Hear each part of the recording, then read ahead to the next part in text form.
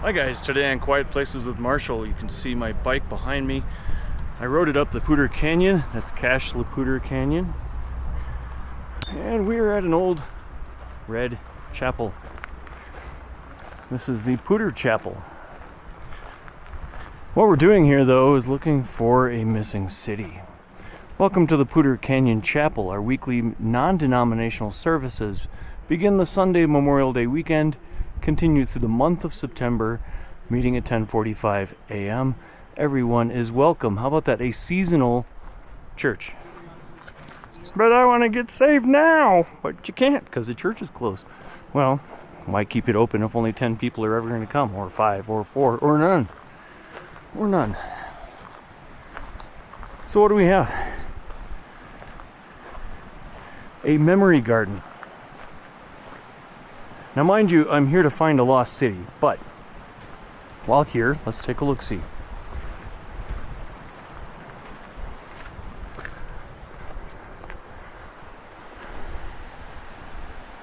What kind of dates are we talking here?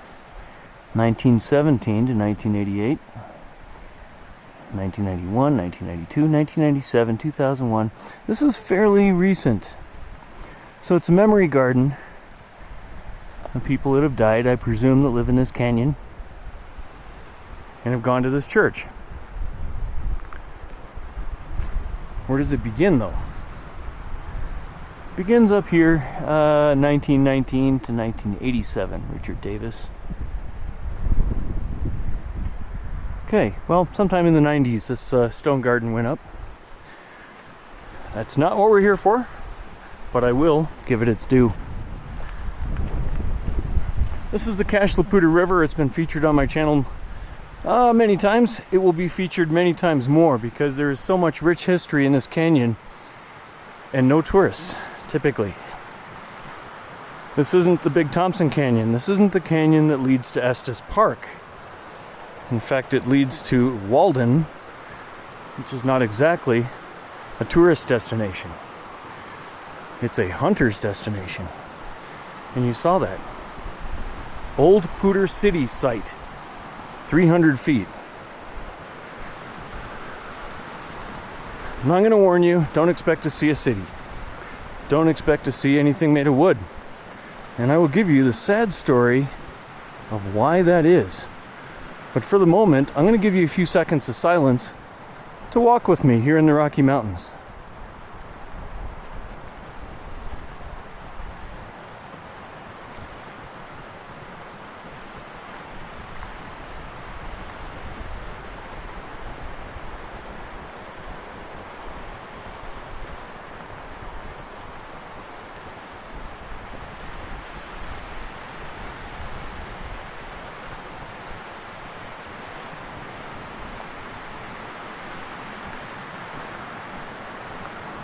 There's something over there, you see it?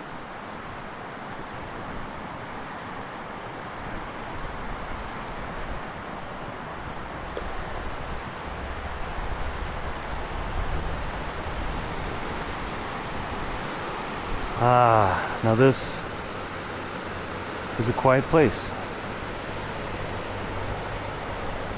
There is the occasional car going by on the highway up there, Highway 14. But in between cars, you get this.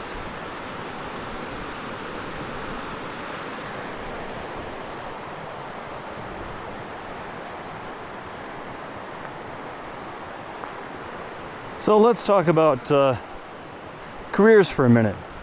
I know we're in the woods talking about careers, but things have changed so much since the 1800s. We've got a whole group of people, a whole section of the country against billionaires because how dare they? How dare they try to make something of themselves and be that successful? Nobody should be as successful as a billionaire. Well, let me tell you something. If you ever hope to retire, you better count on becoming a millionaire. And if you get a system that really works, if you can sell something, if you can make something, if you can patent something, if you can write something that sells millions and millions of copies, you might find yourself a billionaire. So why I bring all that up? Why at this chapel do I give this little sermon? I give this sermon because in the 1800s, we had men like John Zimmerman who moved to the Poudre Canyon in 1880 in the hopes of finding gold. There were rumors of gold here in the canyon, and that's about what there is rumors of gold. Does it exist? Sure, but you can probably find about the same amount in most mountains. Anyway, he came out here, put his back into it, as real men do.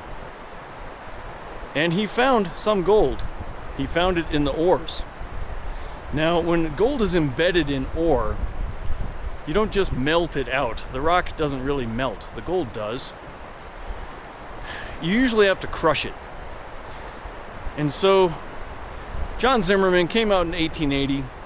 In 1890, he built a stamp mill to crush the rock. It was a 5-stamp mill. And his ore, and probably the ore of a few others, would come here to be crushed so they could get at the gold. There was means back then of separating gold from ore. It involved mercury. Bad stuff, we won't talk about that. Anyway, so John built the stamp mill. Well, then he needed some people to run the stamp mill because he didn't want to do it. So he built a hotel. Well, the hotel needs food. The men need stuff. So a store was built. Well, now you've got a hotel, a store, a stamp mill. The only thing missing is something for these guys to do on a Friday night so they don't just quit and go all the way back down to Fort Collins. So a saloon was built. So John tried his hand at this for a little bit, and then he sold the whole mess, and he started another adventure, a hotel, a resort, and we will get to that in another episode. This is the sad story of Old Poudre City. So Old Poudre City, here you have a stamp mill. It's going strong. There's ore coming in. There's people working. There's people coming up to the hotel to stay. There's people shopping at the store. Now, mind you, the Poudre Canyon isn't what it is today. It wasn't paved. You couldn't just drive up here and go have a fun time. In fact, there's tales of a steamer car that would take you up here, and it might take like 12 hours. Not to this particular hotel, but 12 hours to get anywhere up the Poudre Canyon is unbelievable now because I can do it in 2. So this thing behind me, what is it? Let's go take a look. Now, I've read the history, I can tell you the history, but it might be better to read you from the plaque so I don't have people disputing me. It's like, oh, that's not true. Well, these days we're learning that anything you thought about history can be altered by people who don't want to believe the history. And maybe that's a good thing. I don't know. I'm not a historian. This says this tablet is the property of the state of Colorado. By the way, it was put here in, 1973. Poudre City Stamp Mill. The chimney, part of a gold-reducing stamp mill built by John Zimmerman, is the only remnant of Poudre City. Now that we're talking Old Poudre City because just down the road is something called Poudre City. A town that sprang up as a result of mistaken claims of gold. I think they're talking about Manhattan. Rich ore in the Poudre Canyon walls. With a general store, hotel, and a saloon, the little town of 50 citizens was hardly 2 years old when, on June 10th, 1891, Chambers Lake Dam burst upstream, flooding and destroying the community.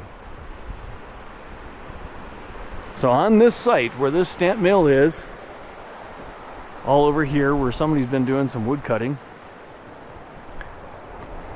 and through here, and probably where the old chapel is, was everything I just told you. And this beautiful little river right here.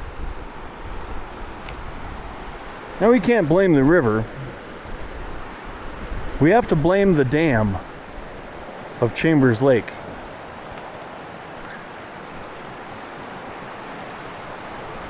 But when the Chambers Lake Dam broke,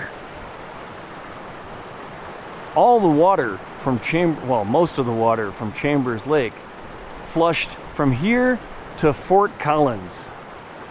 That's like 50 miles that it just fell down this canyon right through here and washed away every bridge that crossed this river. So whatever anybody had going on the other side, they couldn't get to it. Which back then might have only been cabins and a couple of resorts. Here's the remaining chimney of Poudre City. Sad but true. Now, John Zimmerman was quite a guy. I mean, he sold all of it right before it happened. He didn't know it was going to happen. What he did know, though, he had himself inspected the dam at Chambers Lake, and Chambers Lake is still some 30 miles from here, I believe. He had inspected it, and he didn't think it was very good. He had told the state inspector that very thing. Hey, this dam isn't going to hold. They did nothing.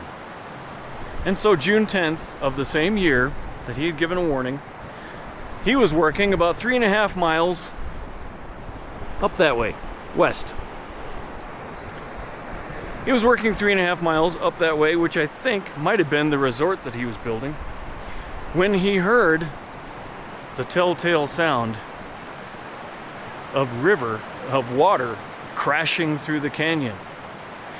He was able to ride, I presume on horse, down here to the town and tell them they were about to be flooded. You need to get to higher ground. Well, higher ground is either across that river, or I'm gonna guess they climbed to the top of this hill.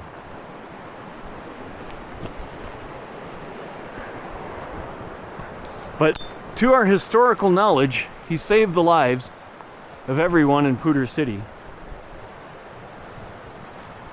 Now, I don't know if 50 citizens were living here at the time, or if that's a collective total of the number that have lived here.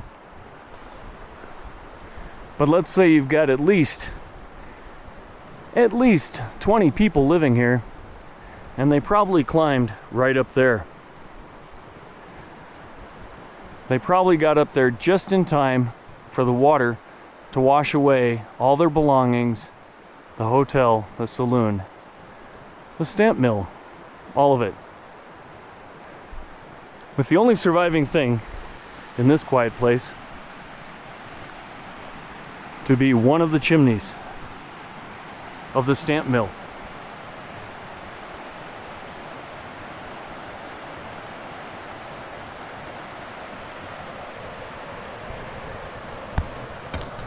This won't be the last time you hear of John Zimmerman. The man had a lot of energy. I mean, for having started this, and then starting the resort that I'll tell you about later on a different video. That was a man. Here's your man card. I mean, come up here, build something, have it work. Nature tore it apart, sorry. But had nature not torn it down, some of it might still be running today.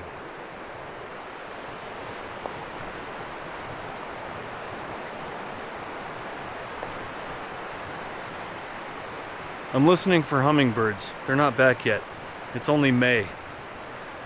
But if I were standing here in June, you would hear hummingbirds whizzing past the camera. They have a very distinctive chirp. It's the sound of them flying, and it's a continuous chirp.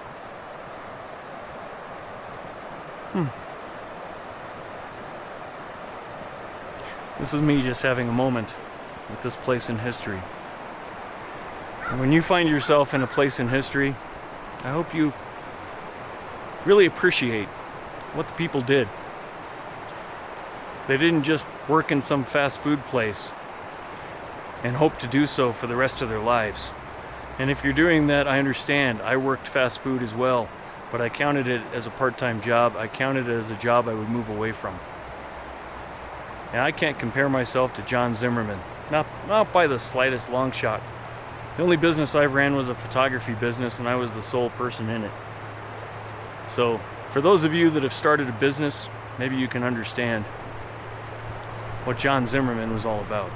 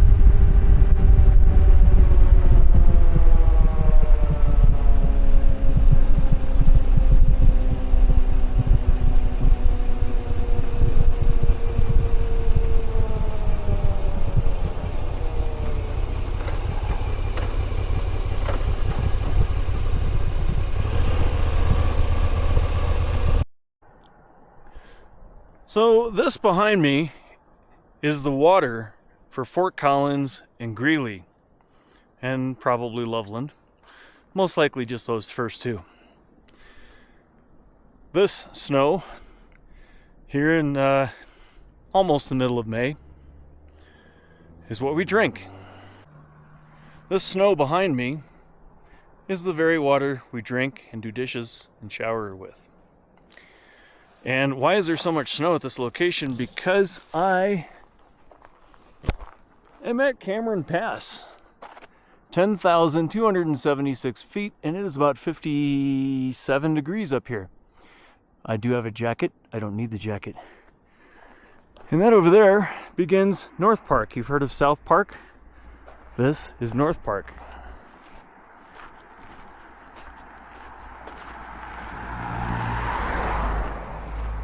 And there's a reason why I'm sharing this.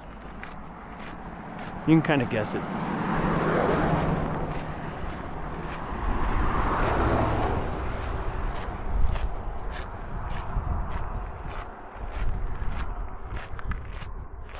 The thirst for gold is only secondary to the thirst for water.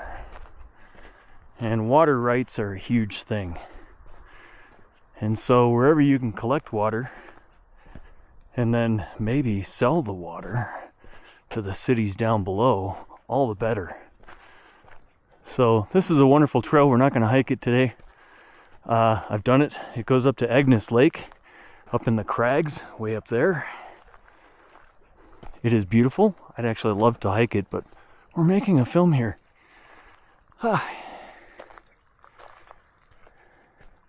It goes up there to the crag, all the way up, about 11 miles.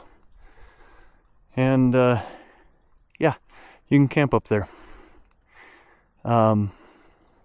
Beautiful territory.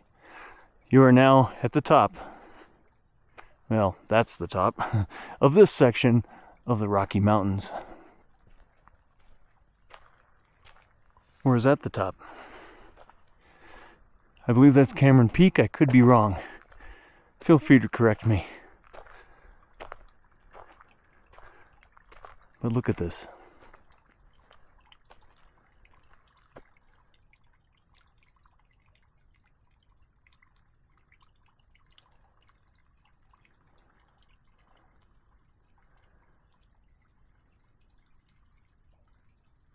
So where is all the water collecting? Well, now it collects in two places. It collects in Joe Wright Reservoir, which I will cover in another video later on.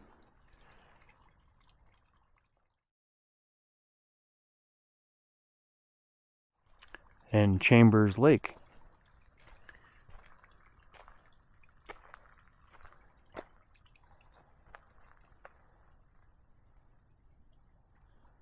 For this moment in time, it's a quiet place.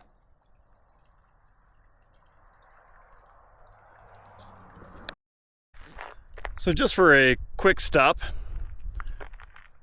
to talk about water again. We are just over Cameron Pass and starting to go downhill, and everything you see behind me here is going to all points west, including, of all places, LA. Yes, California, you can thank us very much for our water. Downslope.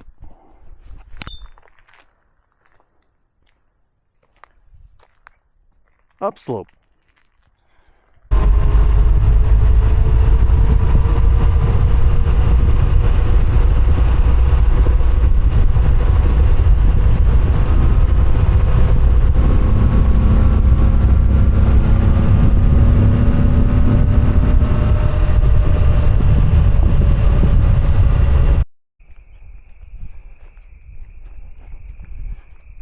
Do you hear that?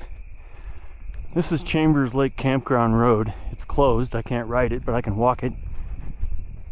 And I think I'm hearing frogs at this altitude.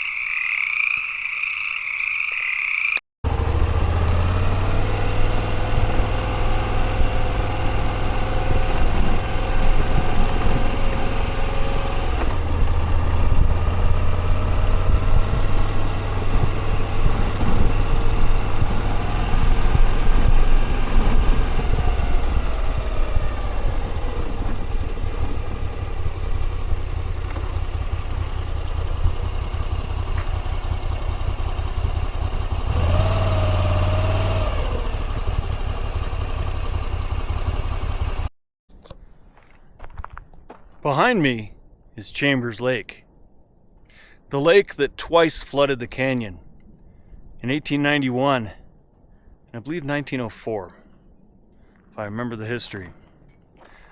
Let's see if we can see the dam. Come hiking with me.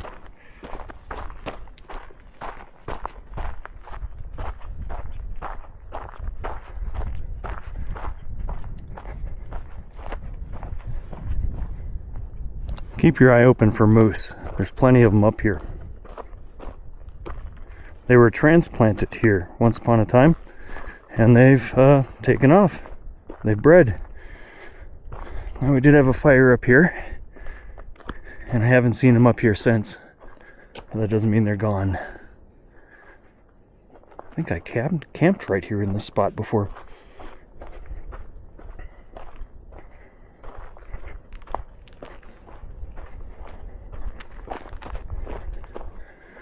And there it is. There's the culprit. Now this dam is built much better. It's built a whole lot better. Bald eagle. Maybe he'll swoop closer so you can see him. Come here, eagle, eagle, eagle. Come here, buddy. Action cameras don't really get in close, do they? But it certainly is a moment for me in this quiet place to have a bald eagle fly over me. So where was I? I digress. Chambers Lake. We've camped beside it many times. It is beautiful. It's beautiful in June when it's all thawed. It is currently thawing. All that snow up there will come down. Much of it will come down right here. And when the water gets too high, it'll be stopped by that dam. Hopefully. History has a tendency to repeat itself. Chambers Lake, ladies and gentlemen. And if you appreciate nature, if you appreciate these places I visit, and if you appreciate my effort, then please subscribe. Because I'm 20 subscribers away from having a little bit of gas money. And that'd be great. But if the effort that you put out doesn't have a payoff at some point, an ROI, a return on investment, eventually you go, why am I bothering to film things? I can just go visit them myself. But I like to share, and so I'm sharing. And I hope you enjoy them. If you do, thank you. Leave me some comments below so I'll keep going. The point of it is, this is what I can do. It's a venture I started out doing in the hopes that it turns into something at some point. And if it doesn't, that's okay too, because not all businesses are successful. Just ask John Zimmerman, who was very much a businessman and saw everything go down the drain because of a faulty dam that somebody insisted had to be right there. Now this dam has been there since 1928. Hopefully it continues to be there. Thank you for watching Quiet Places with Marshall. Sorry about the lengthy name. I really didn't have any other ideas. Quiet Places was taken. I appreciate you all. Thank you.